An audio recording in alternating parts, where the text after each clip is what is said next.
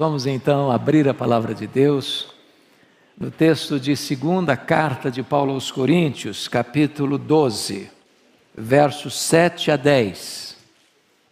Lido o texto, permaneça com a sua Bíblia aberta na passagem, por favor.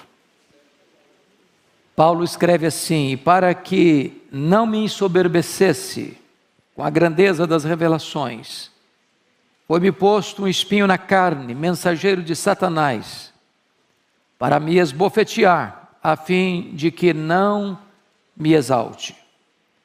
Por causa disto, 3 vezes pedi ao Senhor que o afastasse de mim.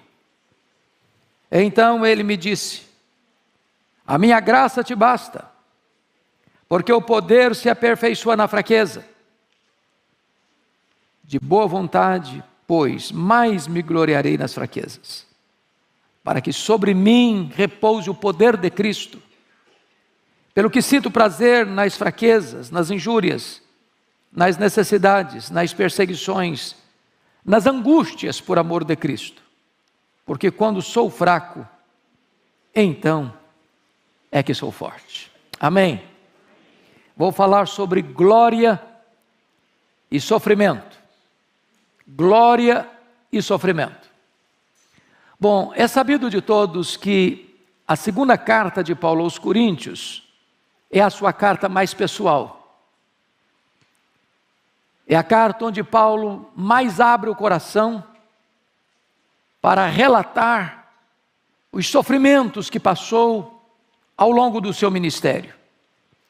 Vocês podem conferir isso comigo. No capítulo 2, verso 4, ele confessa isso. Quando diz assim: porque no meio de muitos sofrimentos e angústias de coração vos escrevi, com muitas lágrimas, não para que ficasseis entristecidos, mas para que conhecesseis o amor que vos consagro em grande medida. Ele vai dizer no capítulo 1, versículo 8 o seguinte: porque não queremos, irmãos, que ignoreis a natureza da tribulação que nos sobreveio na Ásia, porque foi acima das nossas forças, a ponto de desesperarmos até da própria vida. Então, se você está passando desse tipo de angústia, se você já está sofrendo a ponto de achar: meu Deus, eu não estou aguentando mais, parece que eu vou sucumbir, parece que eu vou naufragar, é maior do que minhas forças. Entenda que Paulo estava lidando com isso também. Mas esta carta foi escrita não só para abrir o coração e falar do seu sofrimento, mas esta carta é uma espécie de tratado de autodefesa. Não só a defesa do Evangelho, mas defesa do seu apostolado. Porque depois que Paulo saiu de Corinto, e ele ficou lá 1 ano e 6 meses, aquela capital da Caia, plantando a igreja, aquela igreja foi a igreja que mais Paulo amou, mas foi a igreja que mais fez Paulo sofrer. A ponto de algumas pessoas ali acharem que Paulo era um impostor. Quando Paulo foi pastor da igreja, a igreja não pagou o salário de Paulo. Foi preciso que irmãos pobres da Macedônia sustentassem Paulo em Corinto, para Paulo ser pastor da igreja de Corinto. E depois que Paulo saiu, chegaram os falsos apóstolos, com a sua empáfia, com a sua arrogância, com as suas falsas credenciais, dizendo para a igreja de Corinto que Paulo não era um verdadeiro apóstolo, que Paulo não tinha credenciais, que Paulo não tinha as experiências místicas, estáticas, arrebatadoras que precisava ter para ser um verdadeiro apóstolo. Então Paulo, nesta carta, ele vai fazer uma espécie de defesa do Evangelho e defesa do seu apostolado, e eu peço que você observe comigo. Veja aí capítulo 11, versos 4 a 6. Olha o argumento dele. Se na verdade, vindo alguém, prega outro Jesus que não temos pregado, ou se aceitais espírito diferente que não tendes recebido, ou evangelho diferente que não tendes abraçado, a esse de boa mente o tolerais, porque supõe nada ter sido inferior a esses tais apóstolos. Então o que Paulo está dizendo?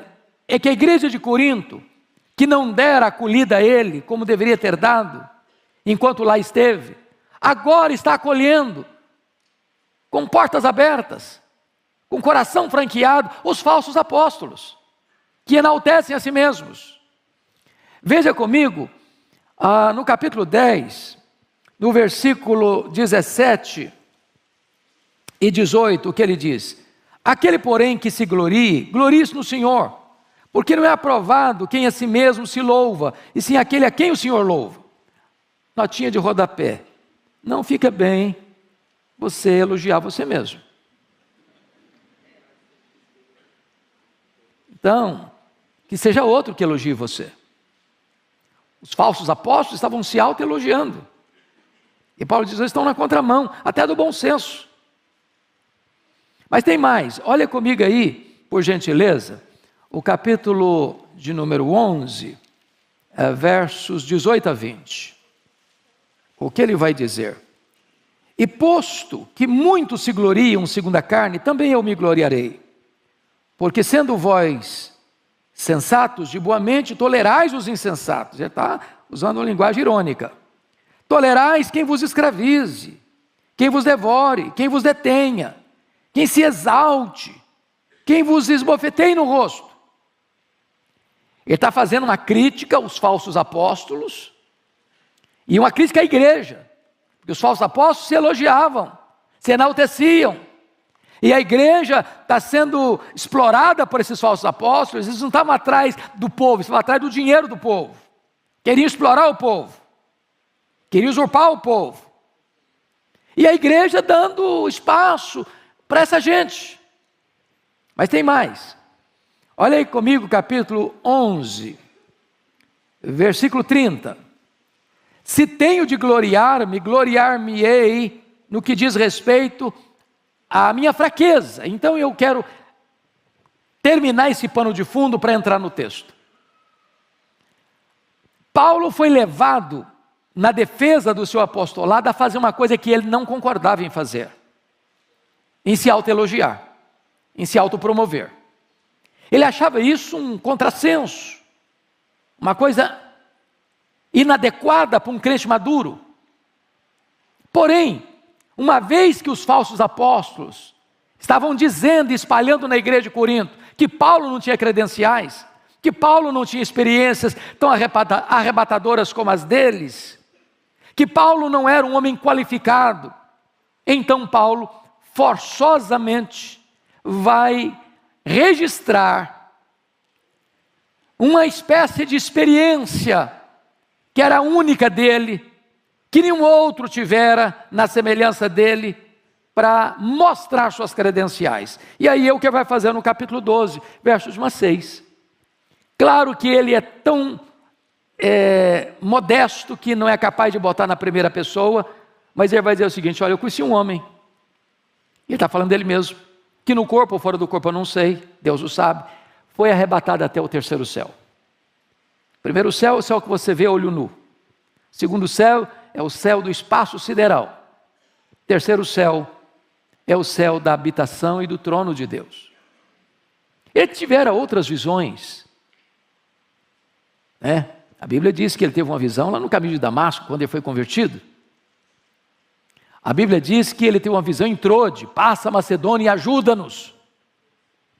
A Bíblia diz que ele teve uma visão em Jerusalém: coragem, Paulo, porque assim como você deu testemunho aqui em Jerusalém, eu quero que você dê testemunho a Roma.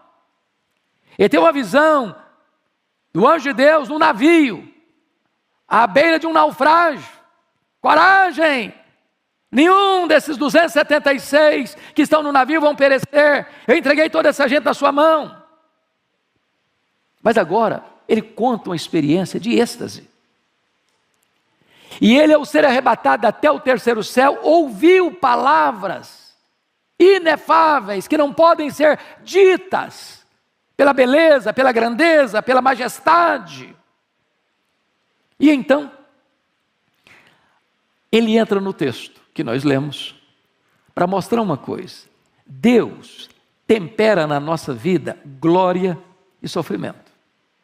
Porque se a nossa vida fosse feita só de glória, só de experiências sublimes, de êxtase, de arrebatamento, de sucesso, de grandeza, de conquista, de prosperidade, de saúde, nós correríamos um grande risco de ficarmos com o narizinho empinado, com o peito estufado, agasalhando na nossa vida soberba. Então, entrando no texto, eu quero conversar com vocês sobre 7 verdades que estão nesse texto. A primeira delas está aí no versículo 7, parte A. E para que não me ensoberbecesse com a grandeza das revelações. A grandeza das revelações. Irmãos, Deus tantas vezes nos permite ter momentos de êxtase. Eu não diria a você que teríamos a experiência de Paulo ou de João, sobe para aqui, eu te mostrarei as coisas que devem acontecer. Mas Deus nos dá experiências tão incríveis, de comunhão com Ele, de intimidade com Ele, daquele gozo inefável, daquela alegria indizível e cheia de glória, daquela percepção da beleza de Cristo, da glória de Cristo, aquela compreensão da riqueza das verdades eternas, do céu, da bem-aventurança eterna. Quantas experiências maravilhosas, quantas noites em que os céus se abriram e a luz celestial inundou a sua alma, quantas visitações poderosas do Espírito Santo na sua vida, na minha vida, na nossa vida. Nós temos isso, Paulo teve isso, a grandeza das revelações. É claro que ele está tratando aqui daquela experiência de ser arrebatado ao terceiro céu, de ouvir palavras inefáveis, de ter as verdadeiras credenciais do seu apostolado. Mas aí, notem comigo, vem o segundo ponto, que é o doloroso espinho na carne. Confira comigo a parte B do verso 7. E para que não me ensoberbecesse com a grandeza das revelações, foi-me posto um espinho na carne. Preste atenção nessa expressão, espinho na carne. A pergunta primeira é: de onde procede o espinho na carne de Paulo? E a resposta óbvia é: procede de Deus. E você diz, mas Deus não é bom? Ele é bom. Mas o espinho na carne não nos faz sofrer? Faz. Mas então, se Deus é bom e Ele é, e se o espinho na carne nos faz sofrer, por que Deus permite o espinho na carne? Por que um crente sofre? Por que um crente pega Covid? Por que um crente é entubado? Por que um crente fica numa cama anos? Por que um crente perde emprego? Por que um crente sofre um revés na vida financeira? Por que um crente enfrenta angústias na alma, ou tribulações tais, ou perseguições tais, a ponto de desesperar-se da própria vida? E a resposta está clara: para que eu não me ensoberbecesse. Deus tempera glória e sofrimento. Bom, a segunda pergunta é: o que é esse espinho na carne de Paulo? Aqui não há um consenso. Esta palavra espinho só aparece aqui em todo o Novo Testamento. E a palavra é uma estaca que entra, rasga a carne e produz sofrimento. Não houve consenso na história da igreja sobre isso. Para Calvino, o espinho na carne eram as angústias espirituais de Paulo. Para Lutero, eram as perseguições sofridas. Outros achavam que o espinho na carne de Paulo eram as suas tentações, uma vez que ele era um homem solteiro e lidando com todas as tensões da alma.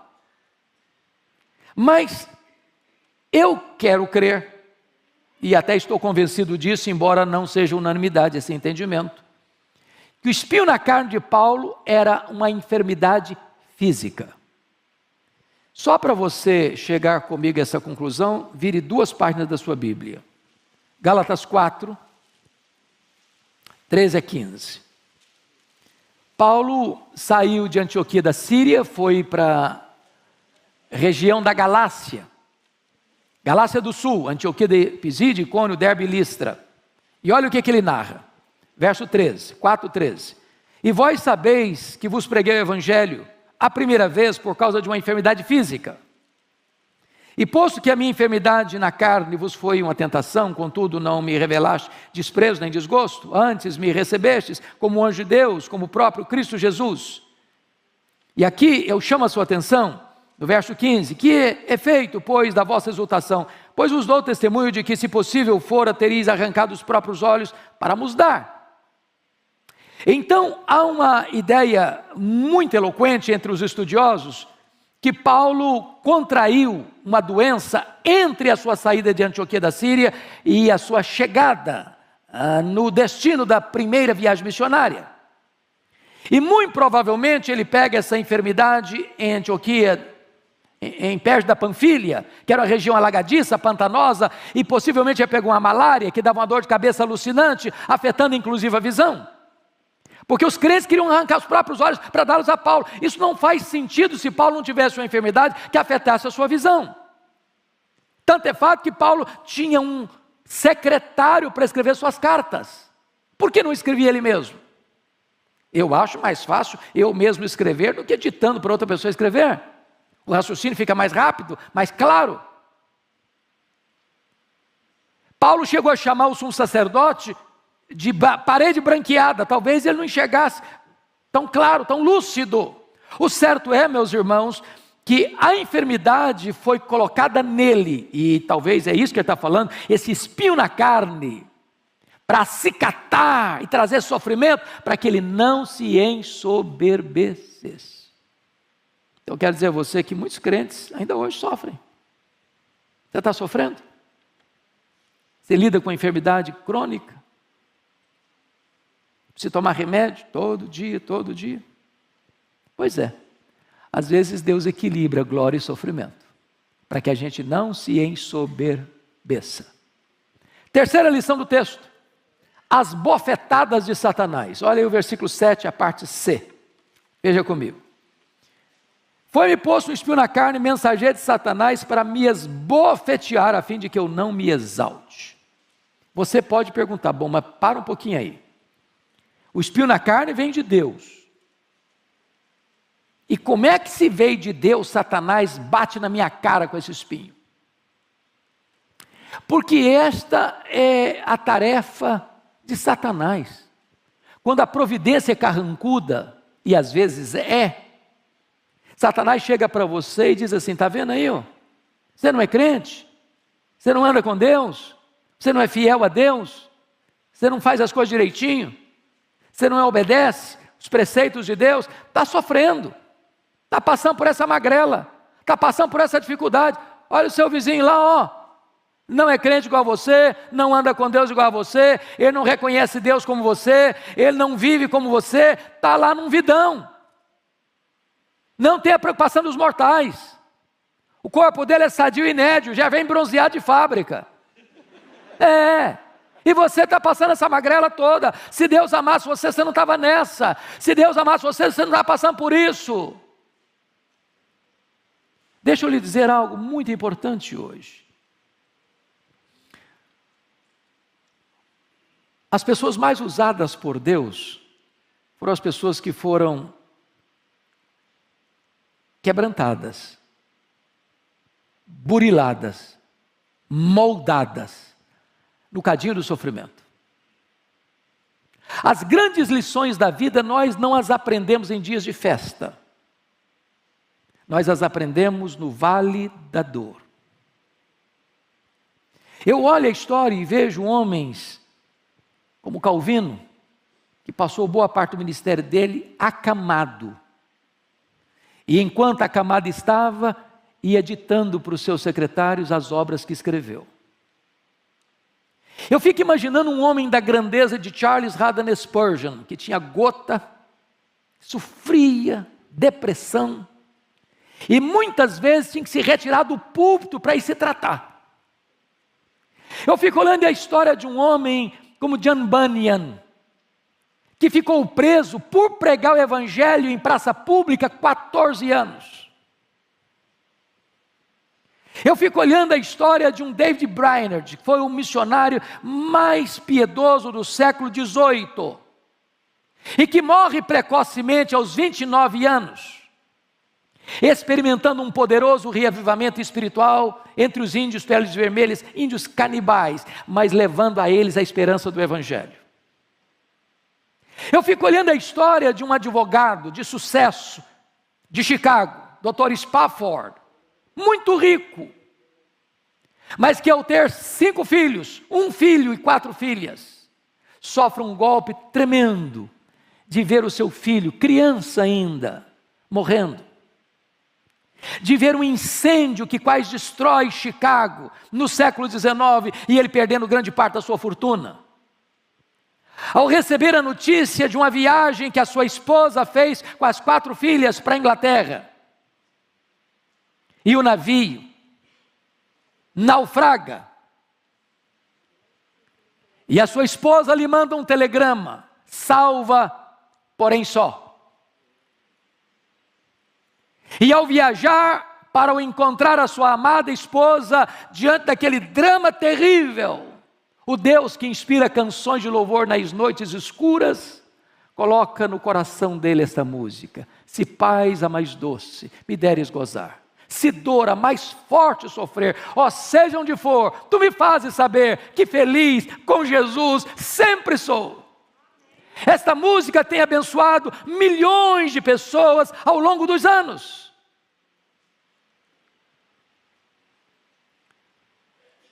Se Deus está permitindo você passar por um espinho na carne, e se Satanás está batendo no seu rosto com esse sofrimento, entenda uma coisa: o seu sofrimento vai ser uma fonte de consolo para muita gente, porque é Deus quem nos consola em toda a nossa angústia, para consolarmos outros que estiverem passando pelas mesmas angústias com que nós fomos consolados por Deus. Mas em quarto lugar, a quarta lição do texto: as orações indeferidas ou não atendidas. Olha comigo o versículo 8. Por causa disso, 3 vezes pedi ao Senhor que o afastasse de mim.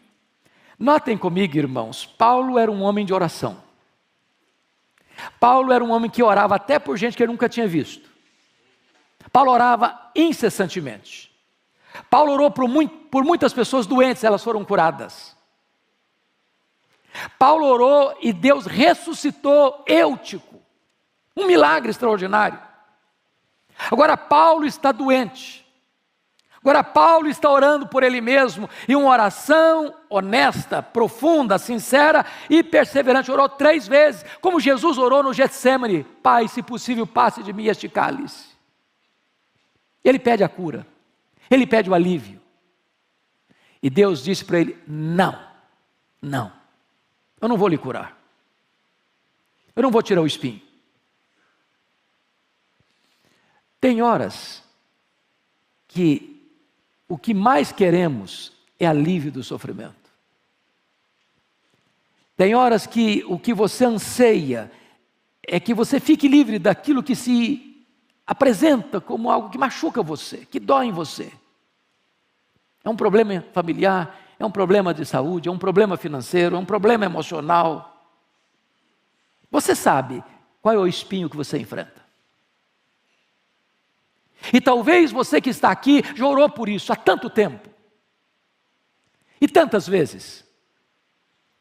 E Deus diga, como aqui está escrito: por causa disso, 3 vezes eu pedi ao Senhor que o afastasse de mim.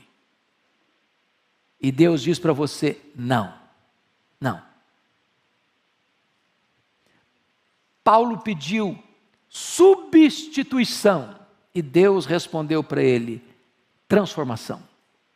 Eu não vou tirar, eu vou lhe capacitar. Eu vou lhe dar minha graça. Você vai me glorificar mais sofrendo com consolo, mantendo-se humilde, do que eu curando você e você tendo alívio e tendo o perigo e o risco de se ensoberbecer. Irmãos, a vida aqui não é indolor. Aqui tem choro, aqui tem lágrima, aqui tem dor. E eu não estou fazendo uma apologia ao sofrimento, eu não estou fazendo apologia à lágrima, eu não estou fazendo apologia à enfermidade, eu não estou dizendo que você é masoquista, eu não estou dizendo que você tem prazer em sofrer, eu não estou falando isso. E Deus não está dizendo isso. Mas muitas vezes o sofrimento nos vem para nos colocar numa posição de completa e permanente dependência de Deus. Então vem a quinta lição: a resposta desconcertante de Deus no verso 9a. Olha aí. Então Deus me disse: a minha graça te basta, porque o poder se aperfeiçoa na fraqueza. A maior necessidade sua e minha não é nem de alívio, é da graça suficiente. Tiago, no capítulo 1 da sua carta, no versículo 2, ele diz assim: meus irmãos, tende por motivo de toda alegria, preste atenção nisso, motivo de toda alegria, o passardes por várias provações. Parece que não é comum você juntar as duas coisas, alegria e provação. Porque quando você pensa em provação, você pensa em choro, você pensa em gemido, você pensa em sofrimento, você pensa em tristeza. Agora Tiago está nos confrontando com essa verdade, dizendo: meus irmãos, tende por motivo de toda alegria o passardes por várias, não é por uma não, vem em pencas, todas as provações. E ele fala da palavra várias, a palavra várias no grego é a palavra poikilos, de onde vem a nossa palavra portuguesa policromático, de diversas cores. Tem provas leves, tem provas médias, tem provas pesadas.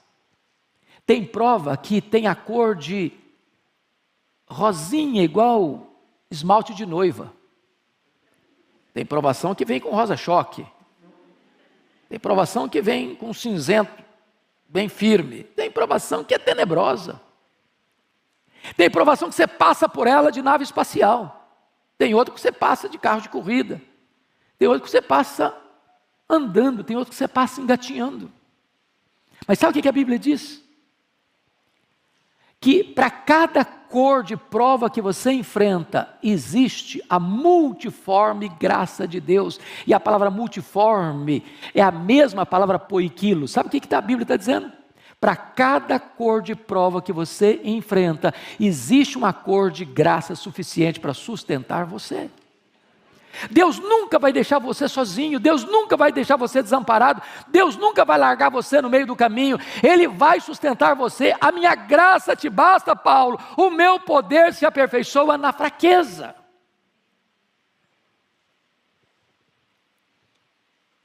Então vem a sexta lição: a rendição obediente. Confira comigo o verso 9b, por gentileza. E o versículo de número 10a, ele diz assim: de boa vontade, pois, mais me gloriarei nas fraquezas, para que sobre mim repouse o poder de Cristo. Pelo que sinto prazer nas fraquezas, nas injúrias, nas necessidades, nas perseguições, nas angústias, por amor de Cristo. Meus irmãos, tem muita gente que quando recebe um não de Deus se revolta. Não é verdade? Tem outras pessoas: Deus me decepcionou, eu pedi para Ele, não me atendeu. Deus já também vou sair da igreja, porque na hora que eu precisei de Deus, Deus me disse um não. Tem outras pessoas que ficam apáticas, param de orar, não acolhem com submissão e humildade a resposta divina. Paulo, ao Deus ter respondido para ele: meu filho, eu não vou tirar o espinho da carne, eu vou lhe dar minha graça, a minha graça é suficiente, o meu poder se aperfeiçoa na fraqueza. Ele disse: Deus, então ele responde: de boa vontade, pois, eu mais me gloriarei nas fraquezas, para que o poder de Cristo repouse em mim. O que Paulo está dizendo aqui, irmãos, nenhuma pessoa que não seja cristã vai entender, não vai entender. O que ele diz no verso 10 é algo incompreensível para nós, sem a graça, sem o Espírito Santo agindo na nossa vida, pelo que sinto prazer. Olha que prazer, hedonismo, é a filosofia mais presente neste mundo. Gasta-se bilhões e bilhões de dólares todo ano para patrocinar prazer, diversão. As pessoas estão à cata de prazer. E Paulo vai dizer o seguinte: pelo que sinto prazer. Em quê? Nas fraquezas, nas injúrias, nas necessidades, nas perseguições, nas angústias. Você diz: isso aí é masoquismo, isso não é cristianismo. Quem tem prazer de sofrer? Quem gosta de sofrer? Ninguém, nem você nem eu, nem Paulo, nem a Bíblia ensina isso. O que Paulo está dizendo aqui é que ele tem prazer por amor de Cristo, não é prazer no sofrimento pelo sofrimento, é porque ele sabe que Deus é soberano, Deus está no controle, e Deus está trabalhando em você, Deus está moldando você, Deus está burilando você. O próprio Jesus aprendeu pelas coisas que sofreu, e os sofrimentos do tempo presente não são para comparar com as glórias por vir a serem reveladas em nós. A nossa leve e momentânea tribulação vai produzir para nós eterno peso de glória, acima de toda comparação. É o propósito de Deus no sofrimento, e não o sofrimento em si. Então, irmão, não se rebele contra Deus, não se insurja contra Deus, não endureça o seu coração, não seja como a mulher de Ló, amaldiçoa Deus e morre, Jó. Não. Deus não é sádico. Deus não desperdiça sofrimento na vida dos seus filhos. Se você está passando por uma luta, entenda isso: Deus está no controle, Deus é bom, Deus é Pai, Ele está trabalhando por você, Ele está trabalhando em você, para depois trabalhar através de você. Mas finalmente, o último ponto, sétimo ponto que eu quero destacar, agora é a constatação confiante. Olha a parte B do verso 10. Porque quando sou fraco, então é que sou forte. Isso é um paradoxo. É um paradoxo. O homem que se vangloria na sua força, ele é fraco. Mas o homem que confia em Deus na sua fraqueza, ele é forte. Por isso a Bíblia diz: não se glorie o sábio na sua sabedoria. Não se glorie o rico na sua riqueza. Não se glorie o forte na sua força. Mas antes, glorie-se em conhecer a Deus. Quanto mais dependente de Deus você for, mais forte você vai ser. Quanto mais você compreende que você é fraco, que precisa de Deus, não pode se afastar da presença de Deus, e depende do poder de Deus, da graça de Deus, do sustento de Deus, da providência de Deus, aí você é forte. Mas no momento em que você, não, agora eu sou forte, agora eu cuido da minha vida, agora eu sei o que eu faço, agora eu tenho todas as ferramentas para fazer, agora eu consigo, eu vou, eu faço, eu alcanço, bom, aí você é muito fraco. O braço da carne é muito fraco. Nenhum de nós consegue ficar sequer de pé, escorado no bordão da autoconfiança. Então, concluindo, Deus na sua bondade tempera na sua vida glória e sofrimento. Se fosse só glória, você ficaria soberbo. Se fosse só sofrimento, você seria esmagado. Mas Deus tempera as duas coisas, do berço à sepultura. Aqui tem sofrimento e tem glória, mas depois que nós atravessarmos as fronteiras do tempo e adentrarmos na eternidade, aí não tem mais sofrimento, será apenas glória. Porque Deus vai enxugar dos nossos olhos toda lágrima, não haverá dor, nem pranto, nem luto, porque as primeiras coisas já terão passado. Que Deus console o nosso coração nesta manhã. Amém.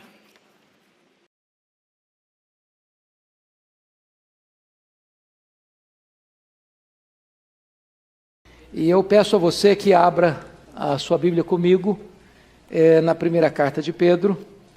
E hoje nós vamos fazer uma introdução. Nós não vamos fazer uma exposição, mas vamos fazer uma introdução a esta primeira carta de Pedro. E peço que você abra, nós vamos ler os dois primeiros versículos. Os dois primeiros versículos. Por gentileza, abra aí.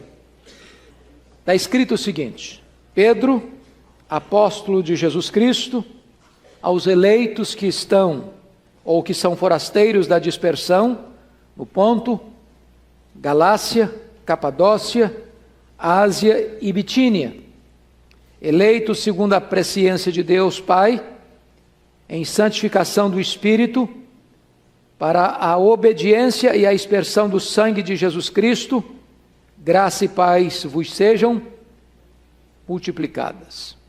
Pois bem, queridos, então vamos examinar hoje uma introdução a esta carta.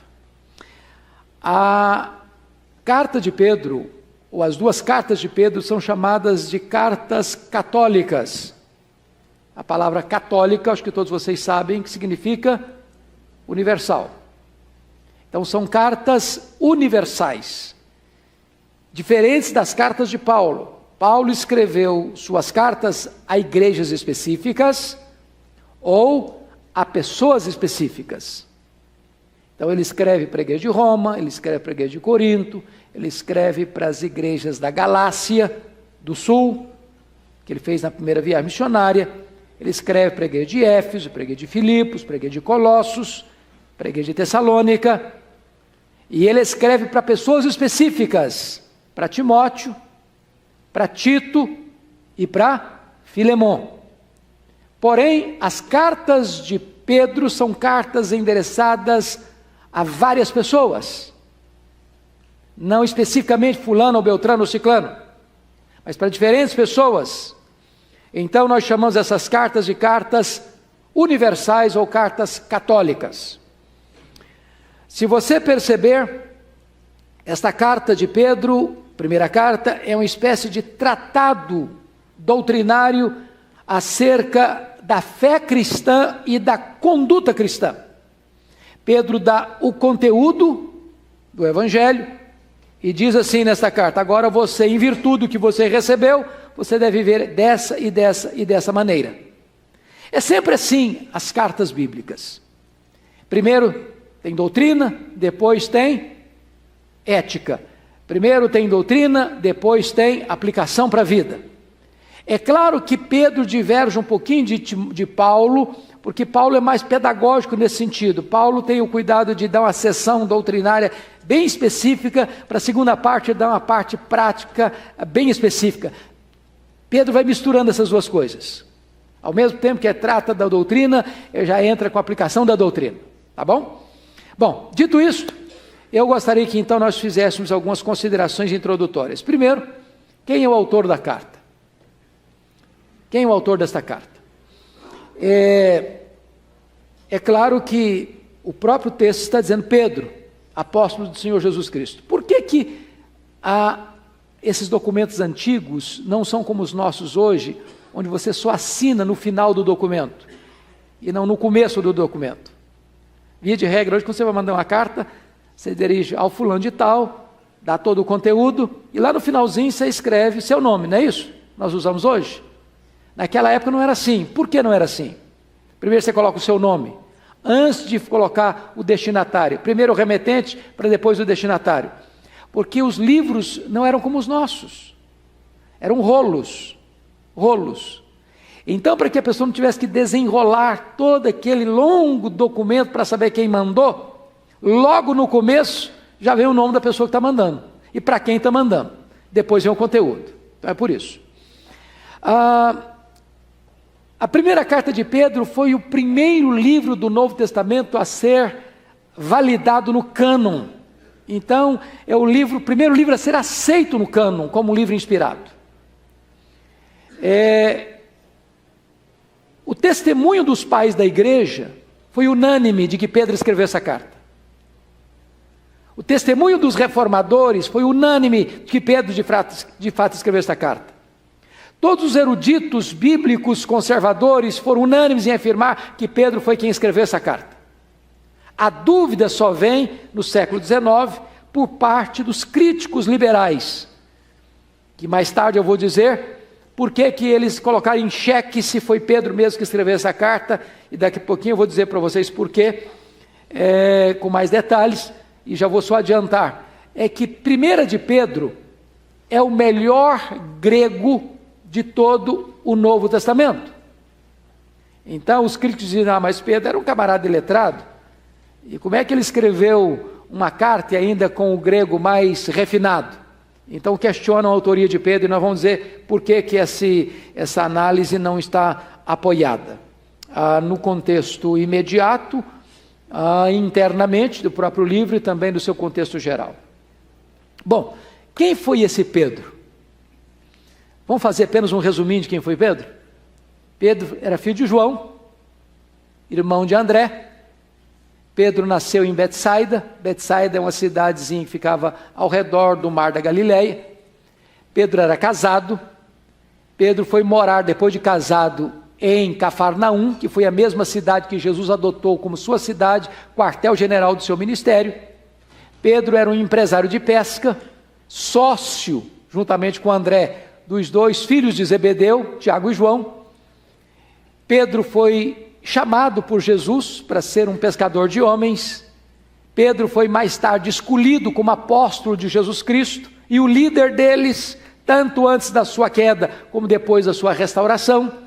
Pedro foi um homem líder, porém de temperamento muito turbulento, porque Pedro era um camarada de altos e baixos, de avanços e recuos, um homem que falava sem pensar, que tomava decisões arrojadas, mas sem a devida reflexão, mas um homem poderosamente usado por Deus, né? Um homem transformado por Jesus Cristo. E é muito importante que se diga que hoje quase 1 bilhão de pessoas pensam que Pedro recebeu de Jesus um primado, que Pedro foi o primeiro papa da igreja e que os papas atuais são sucessores de Pedro. Embora nós entendamos que Pedro foi um homem de Deus, que foi um apóstolo, que foi líder no colégio apostólico, nós não cremos, à luz da Escritura, que Pedro recebesse um primado, que Pedro fosse o primeiro papa, de forma nenhuma, e eu vou lhes dar razões bíblicas para isso. Primeiro, porque os dois textos que se usam para fundamentar o primado de Pedro não têm base bíblica nenhuma. Quando Jesus disse em Mateus 16, 18, eu também te digo que tu és Pedro, e sobre esta pedra eu edificarei a minha igreja. É claro que aqueles que acham que Pedro recebeu um primado, pensam que a pedra aí sobre a qual a igreja está edificada é Pedro. Mas não é isso que está no texto, por duas razões. Primeiro, a palavra Pedro e a palavra pedra são palavras muito próximas. Pedro é Petros, pedra é Petra. Não é Pedro, não é pedra que se deriva de Pedro, mas é Pedro que se deriva de pedra. A palavra Petros é fragmento de pedra, é um pedaço de pedra arrancado de um maciço rochoso. A palavra Petra é rocha inabalável. Então o que Jesus está dizendo para Pedro é o seguinte: eu também te digo que tu és um fragmento de pedra, tirado de um maciço rochoso, mas sobre esta Petra, sobre esta rocha que sou eu edificarei a minha igreja. Além do mais, tem um pronome substantivo, esta e essa. Eu também te digo que sobre esta Petra e não sobre essa Petra. Se Jesus estivesse dizendo que Pedro seria pedra, ele diria, eu também te digo que tu és Petros, e sobre essa Petra eu edificarei a minha igreja. Mas ele não disse isso. Eu também te digo que tu és Petros, e sobre esta Petra eu edificarei a minha igreja. É claro que o Pedro entendeu que Jesus era pedra, primeiro sermão dele em Jerusalém, ele disse claramente isso: Jesus é a pedra que os construtores rejeitaram, a qual veio a ser a principal pedra de esquina, a pedra fundamental. Depois, na sua primeira carta, vamos ver no capítulo 2, que ele diz que todos nós somos pedras vivas do santuário, mas Cristo é a pedra rejeitada pelos construtores, a pedra de esquina, a pedra fundamental. E isso entendeu Paulo em 1 Coríntios 3,11, ninguém pode lançar outro fundamento além daquele que já foi imposto, o qual é Cristo Jesus. Então, a Bíblia não ensina o primário de Pedro. Mas talvez você pergunte assim, pastor, mas eu já aprendi na escola, já li tantos livros e vou a Roma de vez em quando, e eu já escutei lá da história dos papas, você vai andar lá, vim de lá essa semana, nas catacumbas de Roma, e tem tantos papas lá que foram sepultados, e etc. Como é que funciona isso? E é muito simples de entender. Aconteceu que no ano 800 aproximadamente, foi forjado um documento na França, chamado Falsas Decretais de Isidoro. E esse documento teve um propósito, é de recuar a historicidade do papado a Pedro. Porque o papado, historicamente, só começou no ano 607, quando Focas nomeia Bonifácio III, bispo de Roma, como bispo universal. E só a partir daí começa, então, a instituição do papado. Mas esse documento que foi forjado na França, que Rui Barbosa, no livro O Papa e o Concílio, diz que foi o maior embuste literário da humanidade, tenta dar legitimidade ao papado, recuando o papado 6 séculos até Pedro, o que não tem base bíblica nenhuma. nem histórica nenhuma. Então, esse Pedro, ele foi um apóstolo, mas não foi papa. Não foi papa. Ele não teve primado nem na igreja de Jerusalém, nem na igreja de Roma. Bom, você faz uma outra pergunta agora, mas deixa eu dizer a liderança de Pedro, um dado importante para vocês. Por exemplo, o nome de Paulo é citado no Novo Testamento 162 vezes, o nome de Paulo. Juntando todos os demais apóstolos, fora Paulo, todos os outros juntos são citados apenas 142 vezes no Novo Testamento. A palavra Pedro, o nome de Pedro é citado no Novo Testamento 210 vezes. Isso revela que Pedro, de fato, foi um grande líder. Mas isso não significa que ele foi papa. Está claro isso para vocês? Ok. Para quem Pedro escreveu? Então vamos ver se foi uma carta católica. Pedro diz claramente aí. Versículo 1, olha aí comigo. Pedro, apóstolo de Jesus Cristo, aos eleitos que são forasteiros da dispersão, no Ponto, Galácia, Capadócia, Ásia e Bitínia. Note que ele está citando 5 lugares. Todos esses lugares citados aqui, Ponto, Galácia, Capadócia, Ásia e Bitínia, ficavam na província da Ásia Menor, que hoje fica todas elas na Turquia. Agora preste atenção numa coisa, muito bonita. Pergunto a vocês, onde Paulo fez a primeira viagem missionária? Onde? Que província ele visitou? A província da Galácia. Da Galácia. A província da Galácia ficava onde? Na Ásia Menor. Qual região da província da Galácia Paulo plantou igrejas? Na Galácia do Sul. Antioquia da Pisídia, Icônia, Derbe e Listra. Essas regiões citadas aqui ficavam na Galácia do Norte, na Galácia do Leste, na Galácia do Oeste. Ou seja, Pedro está mandando uma carta para aquela região da Ásia Menor que Paulo não tinha visitado, que Paulo não tinha alcançado na primeira viagem missionária. Pedro está endereçando esta carta para irmãos que não foram alcançados pelo ministério do apóstolo Paulo na sua primeira viagem missionária, porque ele alcançou a Galácia do Sul, e agora esses irmãos vivem na região leste, na região oeste e na região norte. Agora, notem comigo, por favor, que Pedro vai usar 3 termos para descrever esses irmãos. Quais são os 3 termos que você encontra aí, por gentileza, no texto? Versículo 1. Eleitos, forasteiros, de quê? Dispersão. Então vamos entender isso aqui. Primeiro, Pedro chama aqui de forasteiros. O que é um forasteiro? Quem pode me ajudar? O que é um forasteiro? Hã? Eu não estou escutando. A pessoa que está fora da sua terra. É um peregrino. É um estrangeiro. A palavra grega, a palavra paroikos, é aquele que está numa casa, mas não é dono da casa. Por exemplo, você que viaja, você se hospeda num hotel.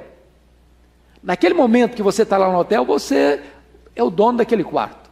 Mas você acabou sua diária, você não manda mais naquele quarto, você tem que ir embora.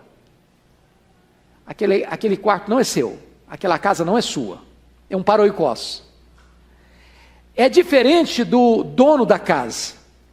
Por exemplo, quando Paulo ora lá em Efésios 3, para que Cristo habite no vosso coração, a palavra não é paroikos, a palavra é residente permanente.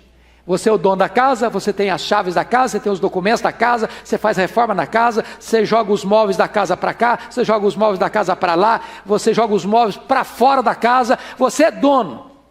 Não é o termo aqui. Aqui nós somos o quê? Peregrinos. Segundo Hebreus, aqui nós não temos cidade permanente. Aqui você caminha sobre uma ponte. E não é prudente você construir casa em cima de uma ponte. Numa ponte você está o quê? De passagem. Então, a primeira coisa que Paulo está dizendo para esses irmãos é o seguinte: vocês são forasteiros, Vocês não têm cidade permanente. Vocês estão pelo mundo afora. Aqui não é a casa permanente de vocês. Bom, segunda palavra que ele vai usar é a palavra diáspora. O que significa a palavra diáspora? Dispersão. Por que ele diz isso? O que está por trás aqui? Pedro está escrevendo esta carta para crentes que estão debaixo de perseguição, que tiveram que fugir da sua casa, da sua cidade, largando para trás seus bens, suas propriedades, seus relacionamentos, e estão perambulando pelo mundo, caminhando debaixo de perseguição, mas salvos, mas crentes, mas perseguidos, mas difamados, passando por tribulações as mais diversas, passando pelo fogo da prova. E Pedro escreve esta carta para encorajar esses crentes a ficarem firmes na graça, apesar do sofrimento. Lembram de Atos 8,4? O que está escrito lá em Atos 8,4? Que a perseguição veio por causa do martírio de Estevão, e exceto os apóstolos, todos foram dispersos. E ao mesmo tempo que todos foram dispersos, eles iam pregando a palavra de Deus. É para esse tipo de gente que Pedro está endereçando a sua carta, para crentes que estão dispersos. Porém, como é que ele descreve esses irmãos ainda mais? Pedro, apóstolo de Jesus Cristo, aos eleitos. Agora preste atenção. Porque tem muita gente que pensa, eu sou um eleito de Deus, estufa o peito, eu sou um eleito de Deus. Então, se eu sou um eleito de Deus, eu sou filho do rei e ninguém bota a mão em mim. Eu sou cabeça e não cauda. Ninguém me machuca, ninguém me atinge, ninguém me toca. Exatamente isso. O fato de você ser um eleito de Deus significa que você está seguro, no sentido de que ninguém arranca você das mãos de Jesus. Isso é verdade. Ninguém arranca você das mãos de Jesus. Mas o fato de você ser um eleito de Deus não significa que você não sofra injustiça nesse mundo. Que não venha uma perseguição sobre a igreja e você perca sua liberdade, seus bens, sua casa. Isso está acontecendo no mundo hoje ainda? Tá, irmãos. Tem muitos irmãos nossos que estão hoje sendo presos, muitos irmãos nossos hoje que estão sendo torturados, muitos irmãos nossos que hoje estão sendo martirizados. Você pensa que Deus gosta mais de você do que deles? Não, não. O que Pedro está dizendo é que esse grupo que para quem ele está escrevendo essa carta, eles são eleitos de Deus, são escolhidos de Deus para a salvação. Sua salvação está segura e garantida, mas é gente que está dispersa, é gente que não tem residência permanente, é gente que está aí caminhando pela vida, debaixo de perseguição e sendo difamada, mas gente salva pela graça. Pois bem, dito isto, vamos entender uma outra coisa nessa carta. Que data Pedro escreveu essa carta? Que data? 64? Talvez, possivelmente. Como é que nós poderíamos orientar a data que Pedro escreveu essa carta? Bom, primeiramente vamos pensar numa coisa. Antes da data, vamos costurar essas duas coisas juntas. Quando e de onde ele escreveu? Bom, fica evidente lá em 1 de Pedro 5, versículo 13, dá uma olhadinha lá, 5,13. Aquela que se encontra em Babilônia, também eleita, vos saúda, como igualmente meu filho Marcos. Então Paulo escreve essa carta de onde? Babilônia. Agora vem a pergunta, que Babilônia? Que Babilônia? Haviam na época de Pedro 3 Babilônias. Uma ficava no Egito, outra ficava no Oriente, outra era um título da cidade de Roma. Por quê? Você se lembra que quando João escreveu o Apocalipse, ele escreveu debaixo da perseguição de Domiciano. E ele escreve o livro de Apocalipse para mandar para as igrejas, e escreve em termos de códigos, de símbolos, porque a igreja está perseguida. E ele chama Roma a grande Babilônia, a grande meretriz. Então, alguns estudiosos, e eu hoje estou inclinado a crer que seria a melhor proposta, que esta Babilônia, Calvino pensava que era a Babilônia do Oriente, mas que esta Babilônia da qual ele escreve essa carta seja Roma. E ele escreve Babilônia por códigos, como João escreveu Apocalipse, chamando Roma de a grande meretriz ou a grande Babilônia. Se ele escreveu de Roma, e nós não podemos afirmar isso categoricamente, quando ele escreveu? Bom, nós podemos chegar a algumas conclusões. Porque o catolicismo romano ensina que Pedro foi o Papa de Roma, o primaz de Roma, e que viveu em Roma dos anos 42 a 67, época do seu martírio. Porém, nós temos algumas evidências muito lógicas e coerentes e consistentes que Pedro não estava em Roma nesse período. Por que não? Vejamos.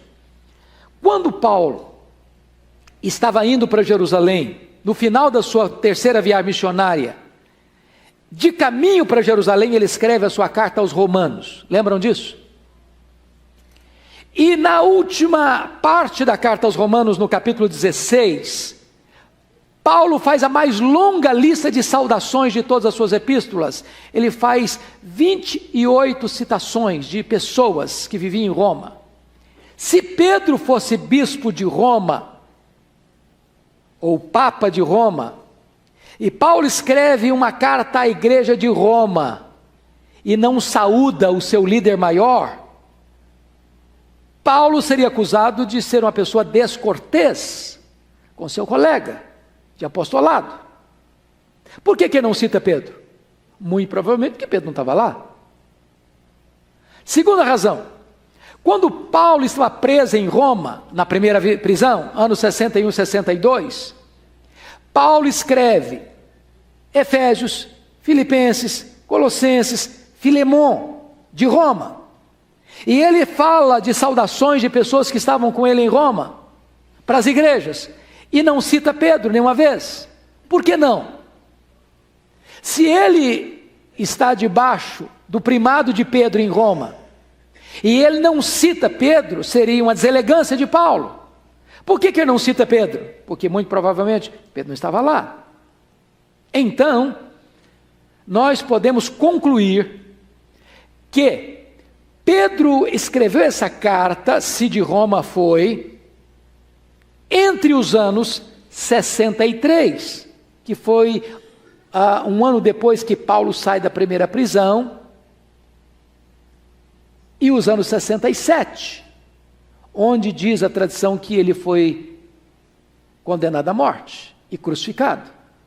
Então eu quero crer com vocês que Paulo escreveu esta carta de Roma por volta dos anos 63, 64, no máximo até 67, quando ele foi martirizado. Eu quero crer que a data que o irmão mencionou, 64, que foi o ano do incêndio de Roma, o ano do começo da perseguição, seja uma data bem aproximada e bem provável. Talvez 64, 65, porque é um ano do fogo da perseguição, e ele cita o fogo da perseguição nessa carta, então deve ser por volta desse período, tá bom? Está claro até aqui, gente? Está claro até aqui? Então vamos olhar agora as características especiais dessa carta. Primeiro, a carta 1 de Pedro tem o melhor grego do Novo Testamento. E aí vem a crítica. Bom, se Pedro era um homem letrado, e se Pedro escreveu a carta no grego mais refinado, alguém diz, bom, mas então não deve ter sido Pedro. Vamos examinar algumas coisas aqui para tirar essa dúvida. Primeiro, onde Pedro morava? Onde Pedro morava? Que cidade ele nasceu? Betsaida. Onde ficava Betsaida? na Galileia. O que era a Galileia? Era a região norte da Palestina. Se você ver, Galileia estava cercada de nações gentílicas. A Galileia foi a região mais influenciada pelo helenismo. O que é helenismo? A cultura grega. Desde que Alexandre o Grande dominou o mundo, que ele espalhou a cultura grega, a língua grega. Então, qual era a cópia da Bíblia, do Velho Testamento, que lá na Galileia se estava mais acostumada? A Septuaginta. O que era a Septuaginta? A tradução do hebraico para o grego. Então, Pedro vivia na Galileia. A Galileia tinha um fluxo imenso de gente que vinha, e a Galileia era a região mais helenizada da Palestina. Ele estava acostumado com a língua grega e com a cultura grega. Esse é o primeiro ponto. Então não é de todo improvável que Pedro tinha um bom fluxo com o grego e com a cultura grega para escrever num bom grego. Segundo argumento que nós poderíamos usar, confira comigo no capítulo 5, versículo 12, que Pedro escreve essa carta a duas mãos. Você pode ler comigo 12? Vamos juntos? Por meio de Silvano, que para vós outros é fiel irmão, como também o considero. Vos escrevo resumidamente, exortando e testificando de novo, que esta é a genuína graça de Deus, nela estáis firmados. Então, Pedro escreve a sua carta primeira em parceria com quem? Silvano. Quem é esse Silvano? Esse Silvano aqui é o mesmo Silas, que foi parceiro do apóstolo Paulo na segunda viagem missionária. Ele era profeta da igreja de Jerusalém. Ele era cidadão romano. Era um homem culto. E Silvano foi quem escreveu esta carta juntamente com Pedro. Então você começa a perceber que a acusação de que não pode ter sido Pedro porque tem um grego de boa qualidade, já também se afasta da realidade pelo fato de Pedro estar do lado de um erudito que escreve com ele esta epístola. Mas nós teríamos uma terceira razão que para mim é mais eloquente, e a razão é esta: o mesmo Espírito que inspirou Pedro a escrever, também o capacitou a escrevê-la com um estilo refinado. Ou vocês têm alguma dúvida de que isso é possível? Então, digo a vocês que esta crítica de que não foi Pedro que escreveu porque tem um bom grego, não tem fundamentação nem interna nem externamente. Segunda característica da carta: a carta destaca a chegada de um grande sofrimento. Se você quer escolher de todos os livros do Novo Testamento, um livro que enfatiza com eloquência, sofrimento, vitória no sofrimento, escolha 1 de Pedro. Escolha 1 de Pedro. Então vamos dar uma olhadinha, rapidinho. Com a Bíblia aberta aí comigo. Capítulo 1, versículo 6. Pedro.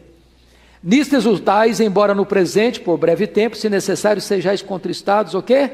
Por várias provações. A palavra várias aí é uma palavra linda, para mim uma das palavras mais bonitas do grego. Aí a palavra várias é a palavra poikilos. Poikilos é a palavra grega de onde vem a nossa palavra policromática. Policromática. Sabe o que ele está dizendo? Que nós temos provações de diversas cores, de diversos matizes. Você tem provação leve, rosa claro, você tem provação rosa choque, você tem provação rubro vermelho, você tem provação cinza, você tem provação tenebrosa. Mas sabe o que é maravilhoso? Corre comigo lá para o capítulo 4, versículo 10. Vamos ler juntos? Servir uns aos outros, cada um conforme o dom que recebeu, como os bons despenseiros da multiforme graça de Deus. Sabe o que significa a palavra multiforme aí? Poikilos. Várias e multiforme é a mesma palavra grega, poikilos. Sabe o que Pedro está dizendo para nós? Para cada cor de provação que você tem, a graça tem a mesma cor para assistir você. Não tem prova leve ou pesada que você enfrente, que a graça de Deus não seja suficiente para assistir você e dar vitória a você. É isso que Pedro está nos dizendo aqui. Mas mais, olha aí comigo capítulo 1, versículo 7. Para que uma vez confirmado o valor da vossa fé, muito mais preciosa do que o ouro perecível, mesmo apurado por fogo. Ele está falando aqui do fogo da perseguição. E talvez esteja na memória de Pedro que ocorreu em Roma no ano 64, que foi o incêndio de Roma. O fogaréu que queimou a cidade de Roma é o fogaréu da perseguição que se alastrou sobre a igreja. E ele está falando que o povo está sofrendo um fogo de perseguição. Mas esse fogo da perseguição não destrói o crente, só destrói as escórias, tornando os crentes mais puros, mais nobres, mais belos aos olhos de Deus. É o fogo do cadinho. Terceiro lugar, olha aí o problema que estão enfrentando de difamação, capítulo 2, versículos 12. Mantendo exemplar o vosso procedimento no meio dos gentios, para que, naquilo que falam contra vós outros como de malfeitores, observando-vos em vossas boas obras, glorifiquem a Deus no dia da visitação. Preste atenção nisso. E eu quero concordar com o irmão que citou a data de 64. Qual foi a acusação que veio sobre os crentes depois de 17 de julho, de 17 a 24 de julho, que foi o incêndio na cidade de Roma? Qual foi a acusação? Fizeram o quê? Eles que puseram fogo em Roma. Então, além de você perder sua casa, além de você perder sua propriedade, além de você ter que sair da sua casa e perambular pelo mundo, você recebe ainda o quê? Uma difamação. Qual a difamação? Falando contra vós outros que vocês são o quê? Malfeitores, criminosos, bandidos. Não foi essa a acusação que fizeram a Paulo? Está lá escrito na segunda carta de Paulo, capítulo 2, versículo 9. Paulo escreve para Timóteo o seguinte: ô Timóteo, pelo Evangelho, eu estou sofrendo até algemas como malfeitor. Então esses crentes estão perseguidos e difamados, de criminosos, de malfeitores, de serem incendiários de Roma. Paulo escreve para eles, nesse fogo ardente da perseguição. Agora, que mais? Olha capítulo 4, versículo 12, por favor. Vamos ler juntos 4:12? Vamos lá? Amados, não estranheis o fogo ardente que surge no meio de vós, destinado a provar-vos, como se alguma coisa extraordinária vos estivesse acontecendo. Olha o versículo 16 comigo, 4:16. Mas, se sofrer como cristão, não se envergonhe disso, antes glorifica a Deus com esse nome. Finalmente, dá uma olhadinha no 5:9, vamos lá?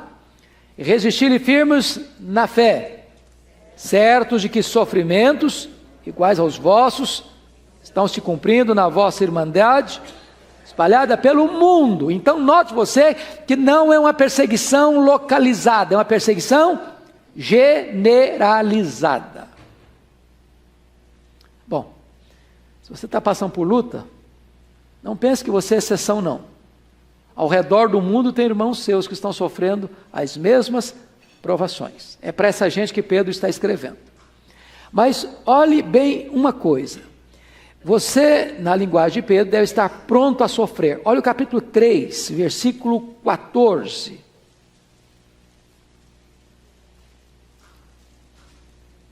Vamos lá? 3:14, vamos juntos? Mas ainda que venhais a sofrer por causa da justiça, bem-aventurados sois. Não vos amedronteis, portanto, com as suas ameaças, nem fiqueis alarmados. Ô gente, não é brincadeira não, você ser arrancado da sua casa, arrancado da sua propriedade, arrancado da sua família, você perder a liberdade, você está sendo forasteiro andando, sem destino certo, sem cidade certa, e atrás de você vem o fogo da perseguição, atrás de você vem a difamação, você é líder dos incendiários, você é malfeitor. E Paulo diz assim, Pedro diz assim, ó, não fique inquieto não, fica com medo não, fica firme aí, fica firme aí. Aliás, ele diz no 3,15, santificar a Cristo como Senhor no vosso coração, estando pronto para dar razão da esperança que é em vós. Qual é a capacitação do sofrimento? 4,13, vamos ler juntos 4,13? Como é que você enfrenta o sofrimento? Segundo Pedro, vamos lá? 4,13. Pelo contrário, alegrai-vos na medida em que sois coparticipantes dos sofrimentos de Cristo, para que também na revelação de sua glória vos alegreis exultando. Só o cristianismo ensina isso, irmãos. Alegria no sofrimento. Só o cristianismo. Mas não é que você é masoquista, que gosta de sofrer.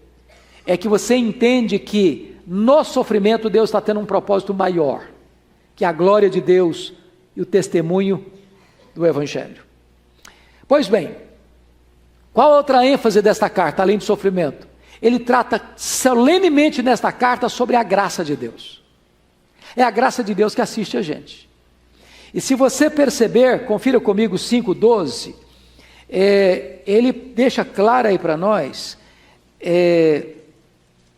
qual o propósito dessa carta. Lá no finalzinho, ele diz assim, vos escrevo, 5,12, vos escrevo resumidamente, exortando e testificando de novo, que esta é a genuína graça de Deus.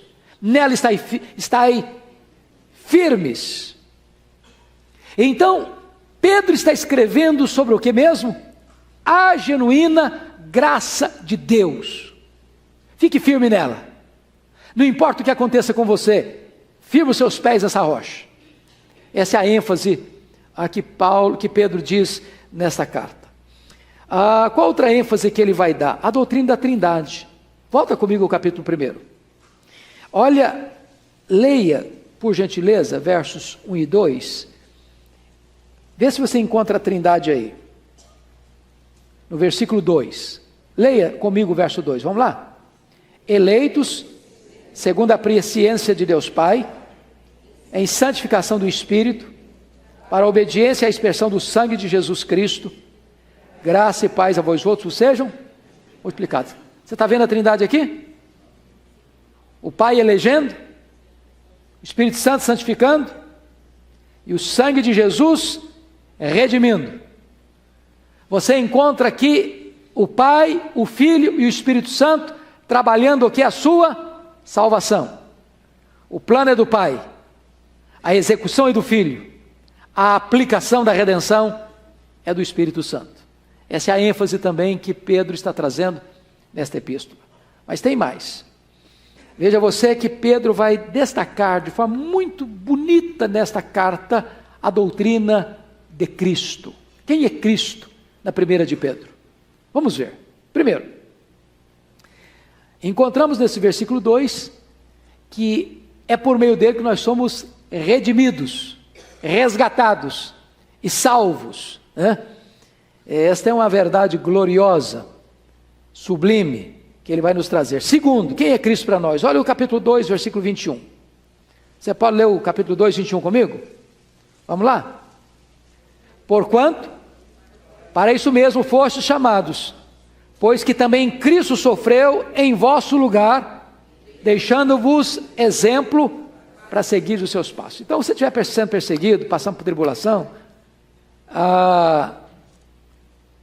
Pedro está dizendo o seguinte, olha, fica firme, porque Jesus Cristo sofreu como?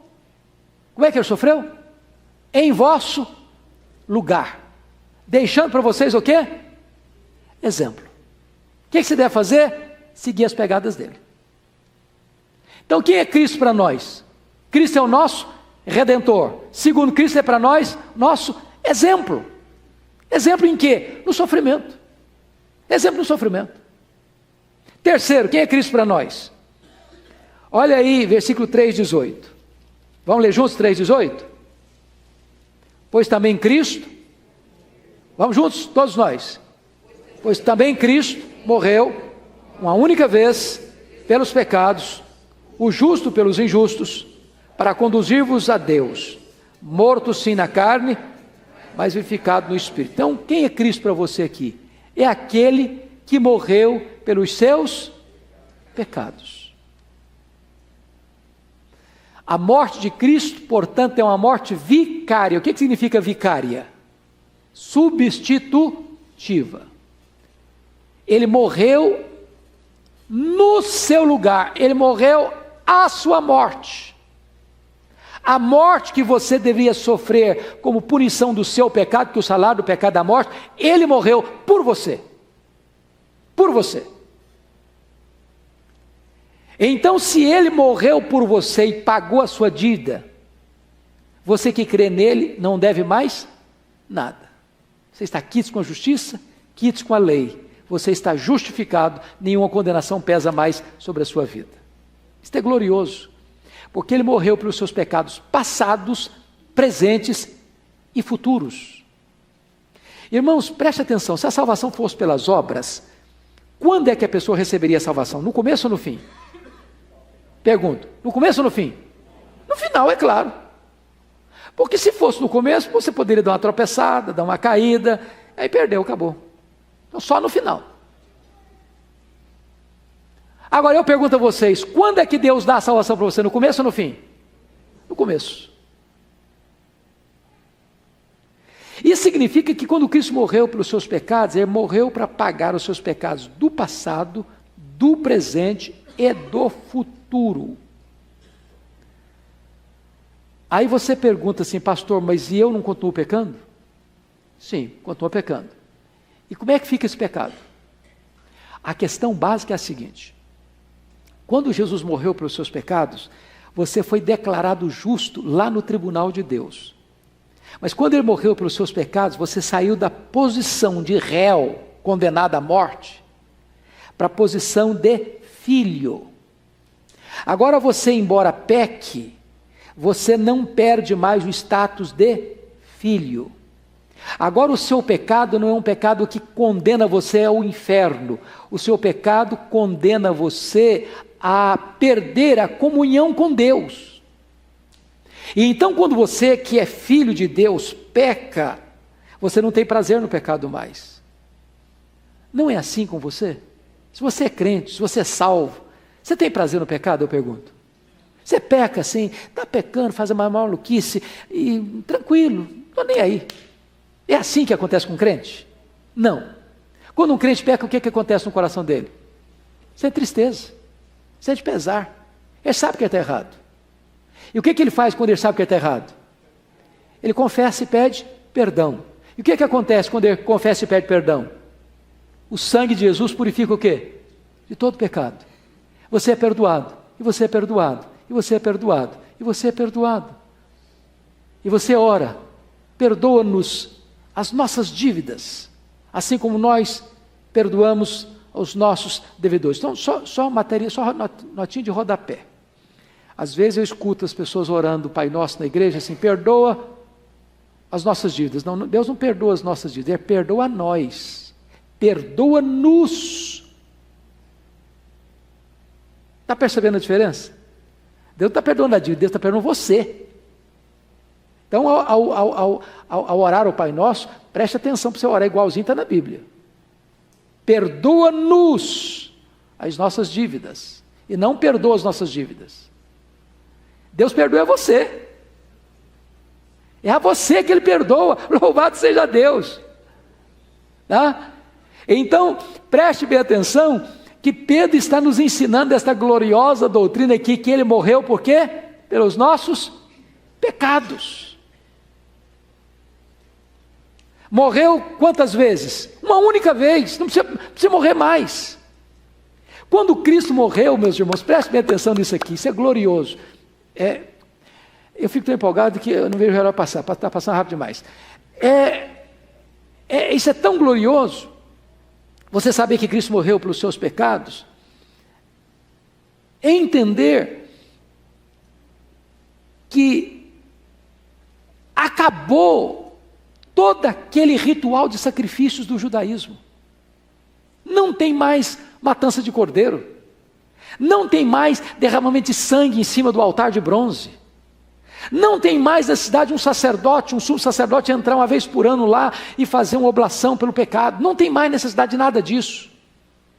Quando Cristo morreu naquela cruz, Ele estava botando um ponto final no judaísmo e fazendo uma transição do judaísmo para o cristianismo, porque o judaísmo era sombra do cristianismo, se cumprindo em Cristo. Ele morreu pelos nossos pecados. Ele é o Cordeiro de Deus que tira o pecado do mundo. Mas que outra ênfase nós temos? Cristo não é apenas aquele que morreu pelos nossos pecados. Cristo é o quê? Ele é Senhor. Olha o capítulo 1, versículo 3, por favor. Bendito o Deus e Pai de quem? De nosso Senhor Jesus Cristo. Ele é Senhor. Ele é Kyrios. Ele é dono. Ele é soberano, Ele é rei, Ele é autoridade suprema. Agora preste atenção numa coisa. No século passado, no século XX, criou-se uma teologia muito perigosa. E muitos de vocês mais antigos na fé já escutaram Bill Bright, nos livros dele, fazendo a seguinte ideia: do crente espiritual, depois do crente carnal, depois do crente espiritual. Então, o homem natural, o crente carnal e o crente espiritual. E fizeram até um gráfico. O homem natural é aquele que não tem Cristo de coisa nenhuma na vida dele. Aí tem um círculo.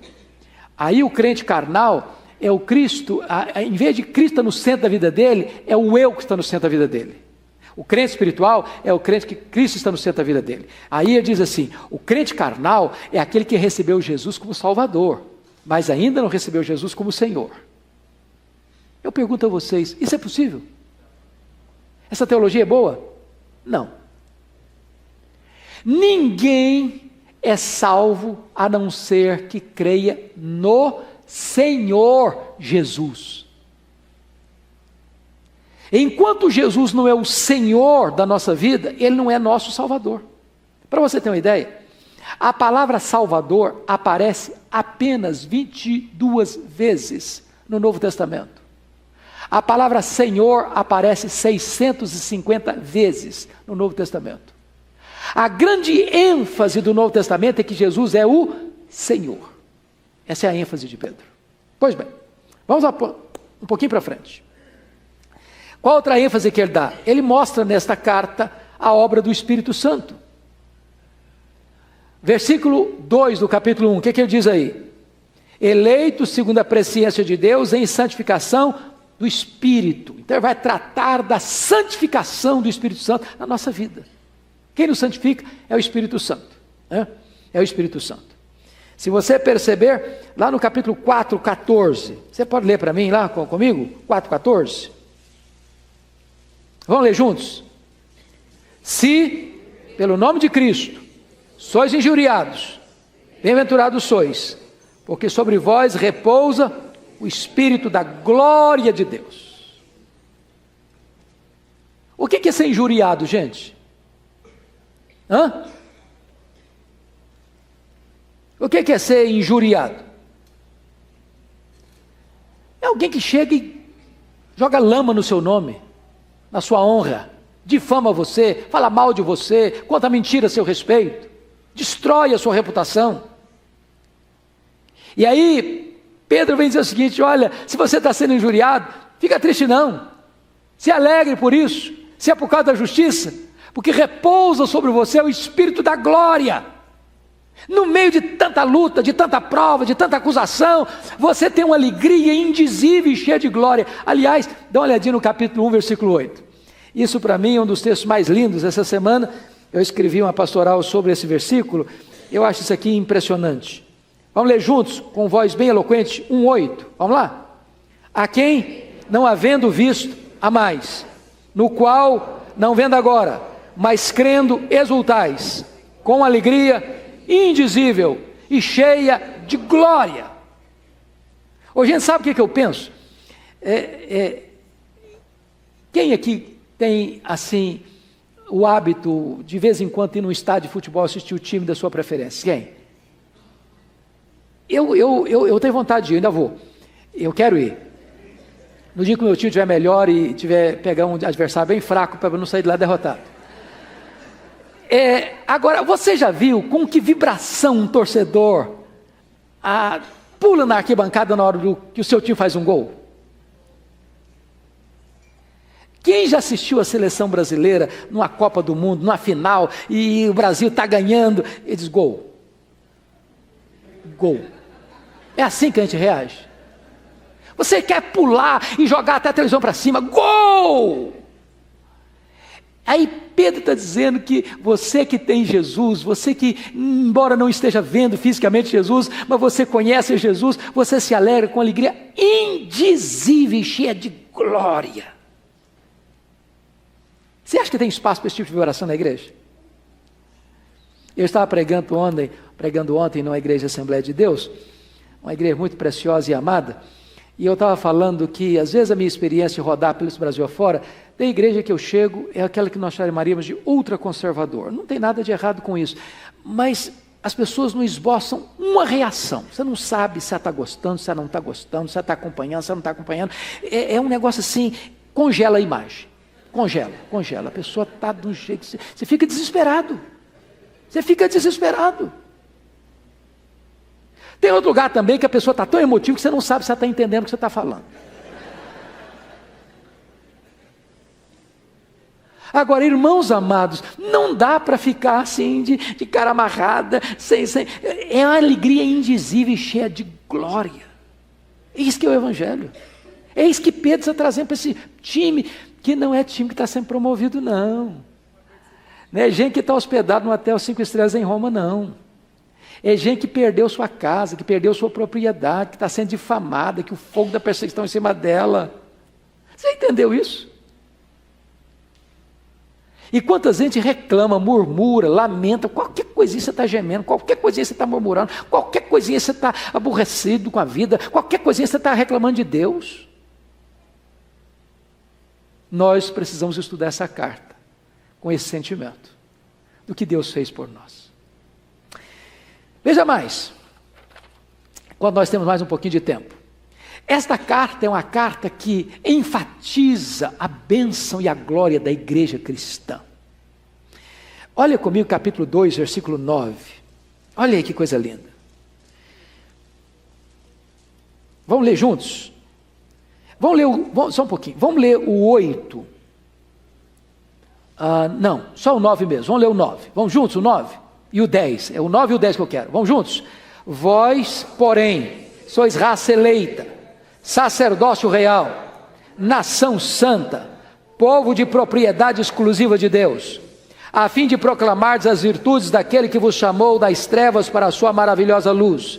Vós sim, que antes não erais povo, mas agora sois povo de Deus, que não tinhas alcançado misericórdia, mas agora alcançastes misericórdia. Notem vocês que Pedro está escrevendo para uma igreja, tanto judaica quanto a igreja gentílica. Não erais povo, mas agora sois povo. E ele vai nos ensinar algumas verdades gloriosas aí. Nós somos o quê? Raça eleita. Nós somos o quê? Sacerdócio real. Nós somos o quê? Nação santa. Nós somos o quê? Povo de propriedade exclusiva de Deus. O que é propriedade exclusiva? Numa linguagem bem caipira, ninguém tasca. Ninguém tira casquinha no sentido de que, não, agora você diz que é de Deus, mas agora você vai ser meu. Não, você é de Deus e só de Deus. Deus guarda você como a menina dos seus olhos. Você é a menina dos olhos de Deus. Deus protege você. Deus é um muro de fogo ao redor de você.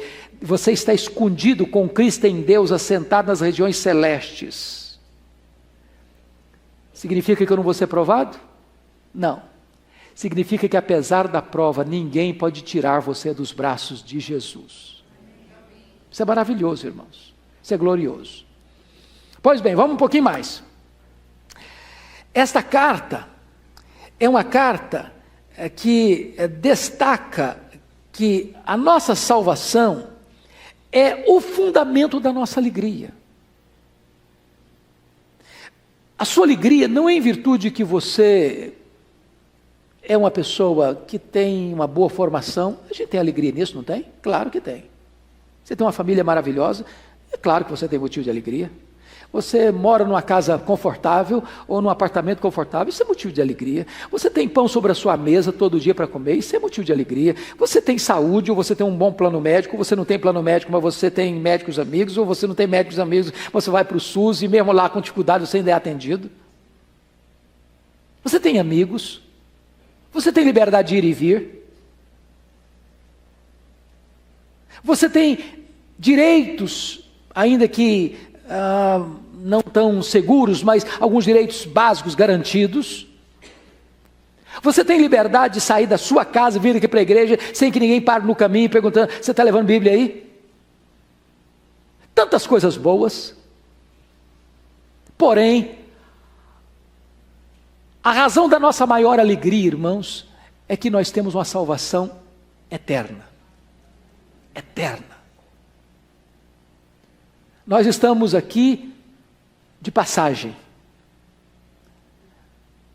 Nós estamos numa ponte, em cima de uma ponte. De um mundo para o outro. Da terra para o céu.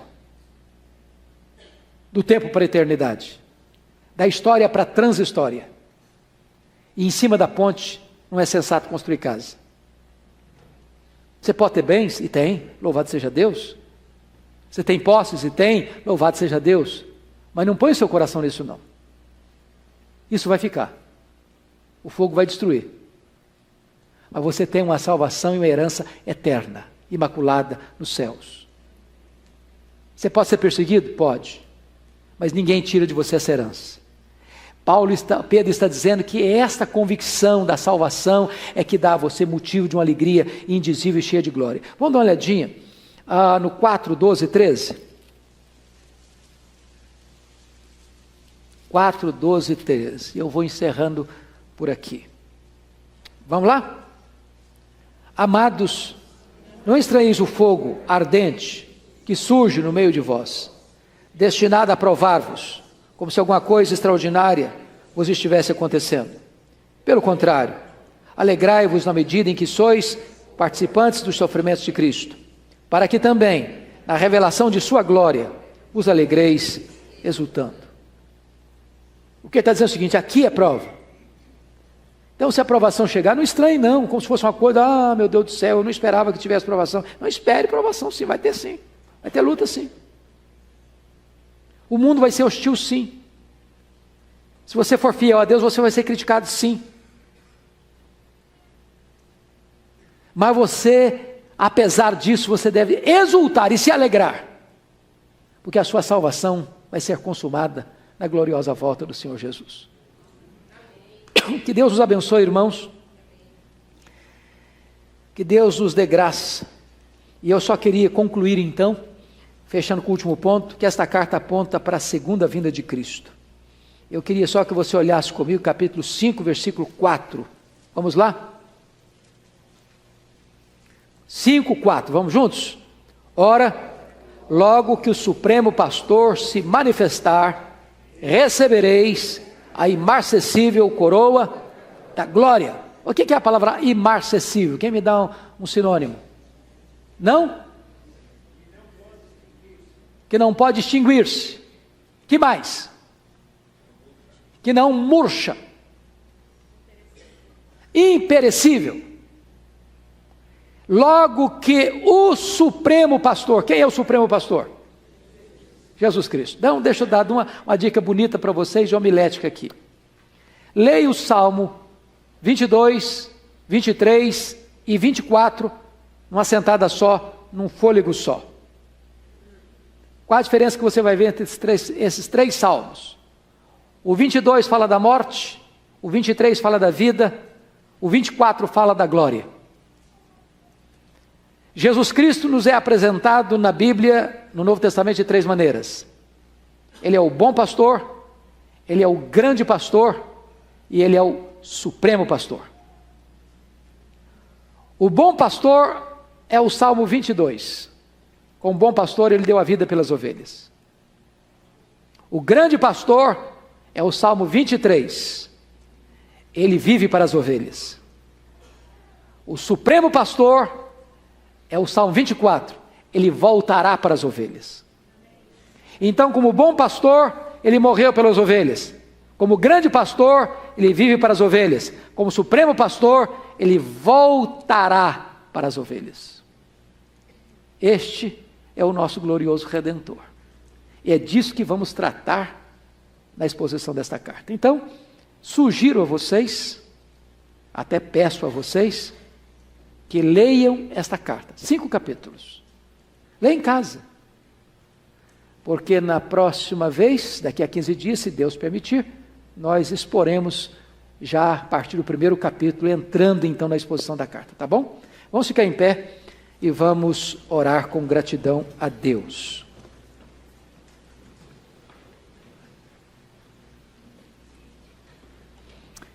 Senhor, receba o nosso tributo de gratidão nesta manhã, pelo privilégio de 2000 anos depois, praticamente, que Pedro escreveu esta carta.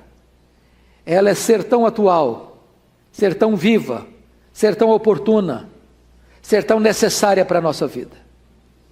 Meu Deus, dá-nos prazer de ler a Tua palavra. Dá-nos prazer de mergulhar nas águas profundas das Escrituras. E dá-nos alegria, Deus, não só de conhecer, mas de sermos transformados por esta palavra. Dá-nos um coração faminto e sedento das coisas lá do alto, onde Cristo vive, para que vivamos neste século, sábia, justa e sensatamente, para o louvor da Tua glória. Assim oramos com gratidão, em nome de Jesus. Amém. Deus abençoe, amados, um breve intervalo para o culto das 11. Deus abençoe a todos.